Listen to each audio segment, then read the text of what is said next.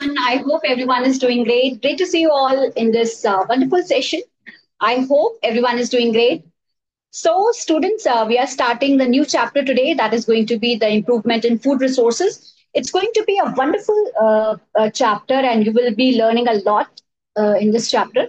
And I've got some beautiful and fascinating information regarding the significant contribution given by a scientist on this improvement in food resources. We are going to learn about him, and it's going to be very inspirational in your further journey, in your further career. So let's move ahead and start the session with a lot of zeal and enthusiasm. Let's move ahead. So, students, uh, I would like to make you introduce this chapter. So first of all, when we are talking about the improvement in food resources, we know that India जो है वो एक populace country है. हम सभी जानते हैं India के बारे में कि बहुत ज्यादा पॉपुलेशन है. तो जितनी ज्यादा पॉपुलेशन इंक्रीज होती जा रही है, तो फूड की जो डिमांड है, फूड डिमांड जो है स्टूडेंट्स, वो भी इंक्रीज हो रही है, right. Food demand is also increasing. Food demand भी बढ़ती चली जा रही है. और जब फूड की डिमांड बढ़ रही है, तो इट्स वेरी इंपॉर्टेंट कि जो फूड का जो प्रोडक्शन है वो भी बढ़ना चाहिए, राइट right? तो ये एक नेसेसिटी है इस समय कि हमें कुछ ऐसी स्ट्रेटजीज डेवलप करनी चाहिए जिससे जो फूड का प्रोडक्शन है वो इंक्रीज हो जाए, वो बढ़ता चला जाए. तो जैसे कि मैंने आपको बताया कि पॉपुलेशन जो है वो 1 बिलियन से ज्यादा हो गई है, स्टिल ग्रो करती चली जा रही है, still it is growing, moving and moving, right. तो इसीलिए हमें बिलियन टन्स ऑफ ग्रेन, हमें ग्रेन और अनाज जिसे हम कहते हैं, वो हमें हर साल जो है उसका प्रोडक्शन जो है वो इंक्रीज चाहिए, ताकि हम ज्यादा से ज्यादा जो नेसेसिटीज हैं, जो ग्रोइंग पॉपुलेशन है, उसको फुलफिल कर पाए, राइट. और ज्यादा से ज्यादा लैंड को फार्म कर पाए. तो हमें कुछ ऐसी स्ट्रेटजीज चाहिए कि हम कम समय में ज्यादा से ज्यादा क्रॉप का प्रोडक्शन जो है वो इंक्रीज कर पाए. और ये चैप्टर उसी के अराउंड जो है वो मूव करता है. तो ऑब्वियसली स्टूडेंट्स, हम लैंड को तो इंक्रीज नहीं कर सकते, लेकिन हाँ, हम कुछ ऐसी प्रैक्टिसेस को इंट्रोड्यूस कर सकते हैं जिससे हम जो है क्रॉप्स की प्रोडक्शन एफिशिएंसी को बढ़ा दें. दूसरा, लाइफ स्टॉक फूड भी एक अल्टीमेट बोन है. लाइफ स्टॉक फूड से मतलब है स्टूडेंट्स, जैसे कि जो एनिमल्स हैं, एनिमल्स जो है वो ग्रास पे फीड करेंगे, और उनसे भी हम कुछ इकोनॉमिक प्रोडक्ट्स को जो है वो अटेन कर सकते हैं, जिसको हम एनिमल हस्बेंड्री भी कहते हैं. जैसे कि हम काउस के केस में देखते हैं, उनसे हमें मिल्क ऑब्टेन हो सकता है, राइट. बीज से हमें हनी या बाकी जो और जो प्रोडक्ट्स है वो हमें ऑब्टेन हो सकते हैं. फिशेज और पोल्ट्री, जो कि हमारे जो नॉन वेजिटेरियन आइटम्स हैं, वो भी हमें ऑब्टेन हो सकते हैं. तो इस तरीके से हम ओवरऑल एक सस्टेनेबल वे में जो है फूड रिसोर्सेज को इम्प्रूव कर सकते हैं.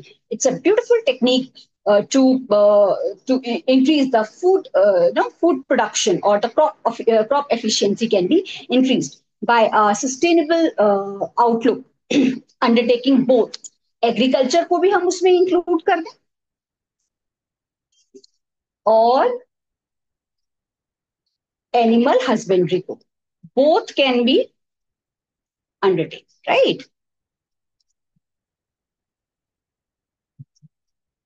So let's move ahead, students, and unfold more about this chapter. And it's a very interesting chapter. You will be learning a lot.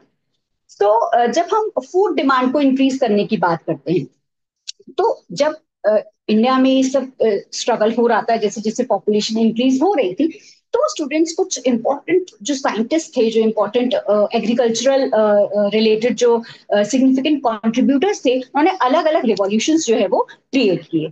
तो इसी में स्टूडेंट्स था ग्रीन रिवॉल्यूशन. तो ग्रीन रिवॉल्यूशन जो है वो एग्रीकल्चर से रिलेटेड है, ग्रीन ग्रीन प्लांट से, ग्रीनरी से रिलेटेड है. बेसिकली एग्रीकल्चर उनका मेन टारगेट था. ब्लू रिवॉल्यूशन की जब हम बात करें, ब्लू जो है वो मेनली वाटर के लिए होता है, गाना भी है इसको लेकर, राइट. तो वो फिशेस के लिए और एक्वेटिक ऑर्गेनिजम्स के लिए बेसिकली ये इन्वॉल्व है. व्हाइट रिवॉल्यूशन की जब हम बात करें, तो मिल्क प्रोडक्शन जो है वो इससे मिल्क, व्हाइट रिवॉल्यूशन के अराउंड जो है वो मिल्क प्रोडक्शन को एनहेंस करने के लिए ये रिवॉल्यूशन जो है वो किया गया था. तो इस तरीके से कुछ रिवॉल्यूशंस चले, और इन रिवॉल्यूशन से जो है वो जो फूड के जो प्रोडक्शन है, फूड का जो एफिशिएंसी जो है उसके प्रोडक्शन को इंक्रीज करने के लिए वो किए गए.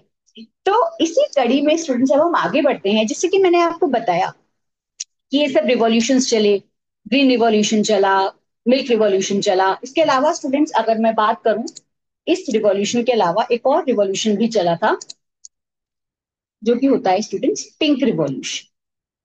ये कुछ एक्स्ट्रा इंफॉर्मेशन थी जो मैं आपको देना चाहूंगी। पिंक रिवॉल्यूशन जो चला था स्टूडेंट्स, वो चला था पोल्ट्री के लिए। पोल्ट्री के लिए जो है ये पिंक रिवॉल्यूशन चला था। तो इस तरीके से सारे रिवॉल्यूशन जो है वो इन्वॉल्व थे।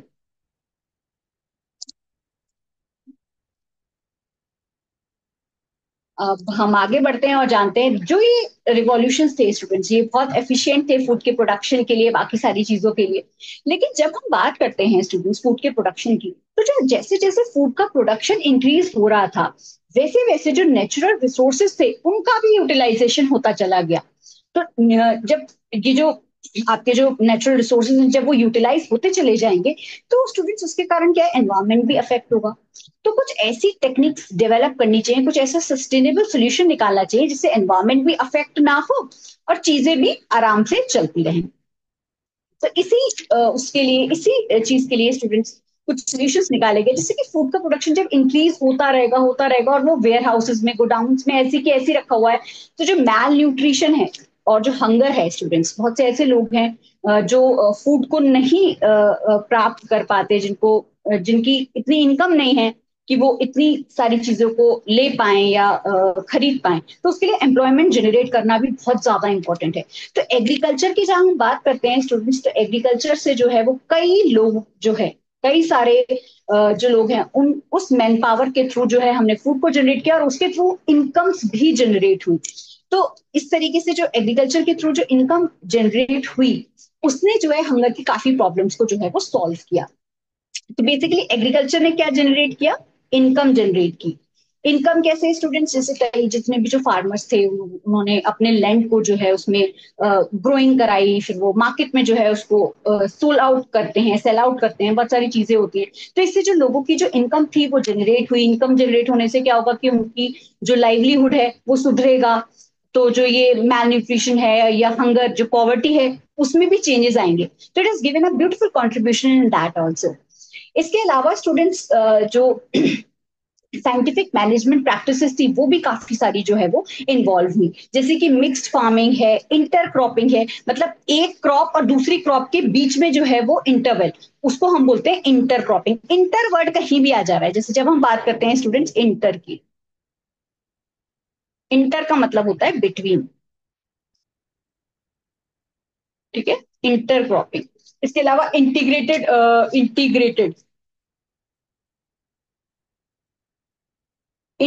फार्मिंग प्रैक्टिसेस, ये भी जो है वो इस सब में इन्वॉल्व हुई और इन प्रैक्टिसेस के बारे में हम डिटेल में अभी समझेंगे। ये एक ओवरव्यू है जो मैं आपको देना चाह रही हूँ कि इस तरीके से जो साइंटिफिक मैनेजमेंट प्रैक्टिसेस के थ्रू जो है जो साइंटिस्ट थे उन्होंने अपने कॉन्ट्रीब्यूशन के थ्रू इस तरीके से जो है फूड रिसोर्सेज को या फूड प्रोडक्शन है उसको एनहांस करने की कोशिश की, उसकी एफिशिएंसी को बढ़ाने की कोशिश की।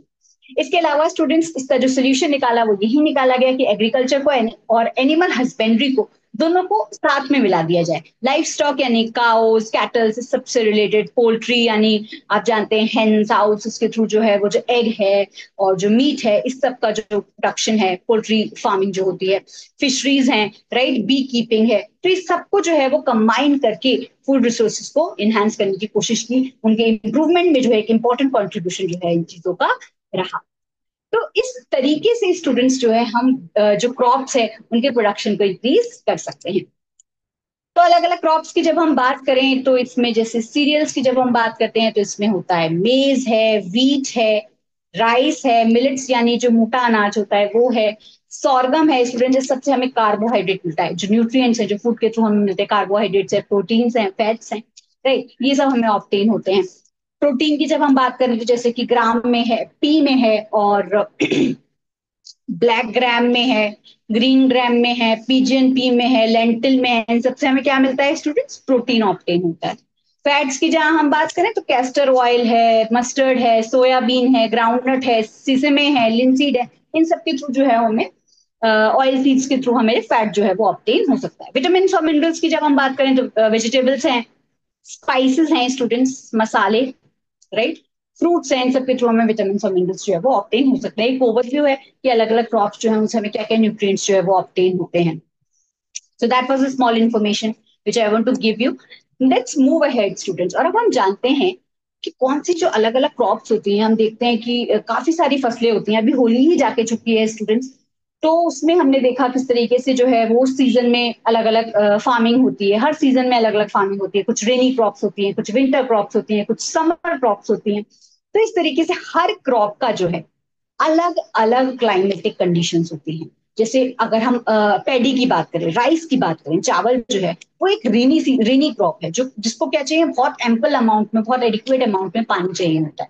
तो इस तरीके से जो है हर क्रॉप का क्लाइमेटिक कंडीशन हो गई, टेम्परेचर भी बहुत इसमें इंपॉर्टेंट रोल प्ले करता है कि कोल्ड टेम्परेचर चाहिए, हॉट टेम्परेचर चाहिए, फोटो पीरियड कैसा चाहिए, कितने कितने घंटे, कितने आवर्स का जो है वो डे टाइम होना चाहिए, कितना डार्क टाइम होना चाहिए, लाइट कितने टाइम के लिए होनी चाहिए, डार्क पीरियड कितने टाइम के लिए होना चाहिए। इस तरीके से जो है ये सारी जो इंपॉर्टेंट फैक्टर्स हैं, वो जो है उन क्रॉप्स की ग्रोथ के लिए, उनकी जो आगे कंप्लीशन है उनकी लाइफ साइकिल के लिए, उसके लिए क्या क्या एक इंपॉर्टेंट रोल प्ले करते हैं। तो इसी बेसिस पे स्टूडेंट्स हमारे पास 3 क्रॉप जो है वो इसमें इन्वॉल्व है। सबसे पहले हम बात करते हैं खैरिफ क्रॉप की।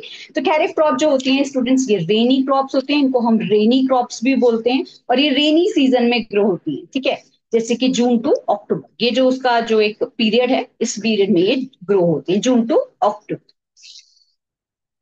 पैडी यानी राइस, ठीक है। इसके एग्जाम्पल्स है students, paddy, rice, soybean, pigeon P basically हम अरहर की दाल जो होती है उसे बोलते हैं। मेज है, कॉटन है, ग्रीन ग्राम है, ब्लैक ग्राम है, एक काला चना जो होता है, ये सब जो है स्टूडेंट्स खैरिफ क्रॉप्स हैं, ये सब रेनी सीजन क्रॉप्स जो है वो जानी जाती हैं। और अब हम बात करते हैं राबी क्रॉप्स की। तो राबी क्रॉप्स जो होती है स्टूडेंट्स, उन्हें हम विंटर क्रॉप्स भी बोलते हैं, और ये स्टूडेंट्स ये जो है वो विंटर सीजन में ग्रो होती है। I'm sorry, I think this is a typing mistake over here. These are grown in winter season from November to April. नवंबर से अप्रैल के बीच में जो है ये ग्रो होती है। एग्जाम्पल्स की जब हम बात करें तो वीट है, ग्राम है, पीज है, मस्टर्ड है यानी सरसों है, लिंसीड है, ये सब जो है इसके एग्जाम्पल्स हैं। और अब हम स्टूडेंट्स इसी कड़ी में आगे बढ़ते हैं और जानते हैं जैड क्रॉप्स के बारे में।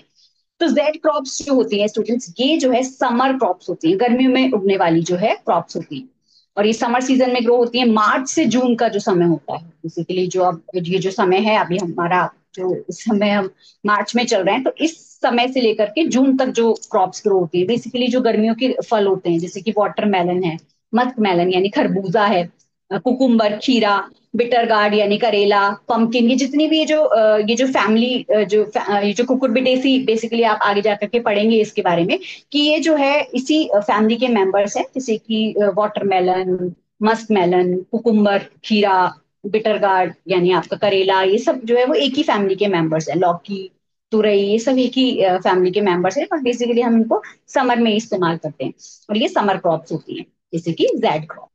तो इसी कंटिन्यूएशन में स्टूडेंट्स अब हम आगे बढ़ते हैं, और एक मतलब जैसे कि जो कौन सी ऐसी एक्टिविटीज थी या किस तरीके से जो है वो क्रॉप की ईल्ड को बढ़ाया गया, ये बहुत इंपॉर्टेंट है। हमने ऑलरेडी क्रॉप्स के बारे में जान लिया और बाकी सब चीजों के बारे में जान लिया, लेकिन कैसे, how it is this is achieve, right, this is a very big question and that has been answered here. तो जहां हम इंडिया की बात करें तो जो फूड ग्रेन का जो प्रोडक्शन है स्टूडेंट्स, 1952 से 2010 की बात करें, 25% जो है वो इंक्रीज हो गया है। तो उसमें क्या ऐसे कंट्रीब्यूटर्स रहे जिनकी वजह से वो जो है इंक्रीज हुआ है, राइट। तो उसमें स्टूडेंट्स है, क्रॉप वेराइटी इंप्रूवमेंट है, क्रॉप प्रोडक्शन इंप्रूवमेंट है, और क्रॉप प्रोटेक्शन मैनेजमेंट है। ये तीनों जो है एक इंपॉर्टेंट फैक्टर्स हैं जिनको हम कल जानेंगे कि किस तरीके से क्रॉप की वैरायटी इंप्रूव हुई, क्रॉप के प्रोडक्शन में किस तरीके से इंप्रूवमेंट आया, कैसे प्रोटेक्ट किया गया, कैसे जो इंसेक्ट्स हैं या बाकी सारी जो वर्म्स हैं उनसे किस तरीके से क्रॉप को जो है वो प्रोटेक्ट किया जाता है। तो ये सारी चीजें जो है वो हम कल लर्न करने वाले हैं, and it's going to be a wonderful session, so please watch the video. And here is a beautiful and a fascinating information which I want to share about a wonderful scientist and a very hardworking person, Mr. M.S. Swaminathan. And he was the father of Green Revolution, who has given a significant and a beautiful contribution in this wonderful field. And he has been awarded with Raman Magsaysay Award. It's an Asian Nobel Prize, which he was awarded with, and the word food prize he was awarded with for a significant contribution in this green revolution. So that was a small piece of information which I want to give you so that you can learn more. So that was it from my end, students, and keep learning, keep shining, and keep smiling. So that was it. Thank you very much, and good night.